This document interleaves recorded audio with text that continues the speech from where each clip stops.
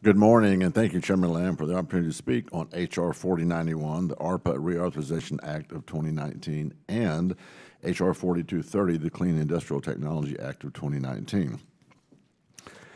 During my tenure on the Science Committee, we've had an incredible track record for passing bipartisan legislation. Just last Congress, 32 of the 34 bills from this committee, an outstanding 94%, received bipartisan support.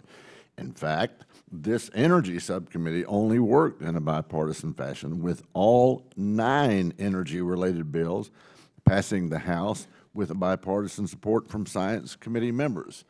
Now, we certainly had different opinions on a whole range of policy issues, but at the end of the day, when it came to legislating, we focused on the areas where we indeed had common ground. Unfortunately, that is not the case of this Congress, and today we are holding yet another partisan markup, in my opinion. The 2 bills we will consider today may be characterized as bipartisan because of a single co-sponsor, which, by the way, is not a member of this committee, because once again, both bills propose reckless budget increases without including any offsets in spending, something I simply cannot and will not support. The first H.R. 4091, the ARPA-E Reauthorization Act of 2019, would actually increase ARPA-E's authorization by, listen to this, 173% to $1 billion with a B in fiscal year 2024. This funding level is both unrealistic and unproductive. Such a high rate of increase would be challenging for any program to effectively manage. But ARPA-E is particularly unsuited for the task, and with the small staff that it has, this will be extremely difficult. Now, I want to acknowledge that this bill does make important policy reforms to DOE's ARPA-E program, building off of those, I might add, in Ranking Member Lucas's bipartisan ARPA-E legislation that passed the House last Congress. While I support these reforms, we don't need to drastically increase ARPA-E's funding to implement them. It is unfortunate that we're unable to meet in the middle and reach a compromise on funding for this program.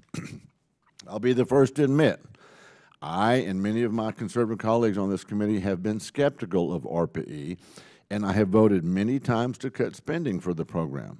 But I believe that Ranking Member Lucas's most recent ARPA-E bill, which has nearly identical policy reforms, paired with authorization levels that were supported by both Chairwoman Johnson last Congress and this committee, is a responsible compromise approach.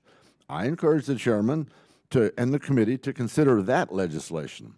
The second bill we will consider today, H.R. 4230, the Clean Industrial Technology Act of 2019, seeks to develop technologies to reduce emissions in industrial sectors. And while I agree that there is a need for collaboration in developing new technologies to reduce emissions, I'm concerned that we're rushing to move to a major authorization without doing our homework. For example, I support the establishment of the Federal Advisory Committee in Section 4 of the bill. But before we authorize a new program, shouldn't we first make sure this advisory committee has developed an effective research roadmap and goals for that program? Don't we want the experts from industry, academia, and the agencies to be able to weigh in before blindly committing taxpayer dollars? This legislation also includes language that delegates authority for setting spending levels to the appropriators. If we don't know how much a program should cost, we have no business authorizing that program.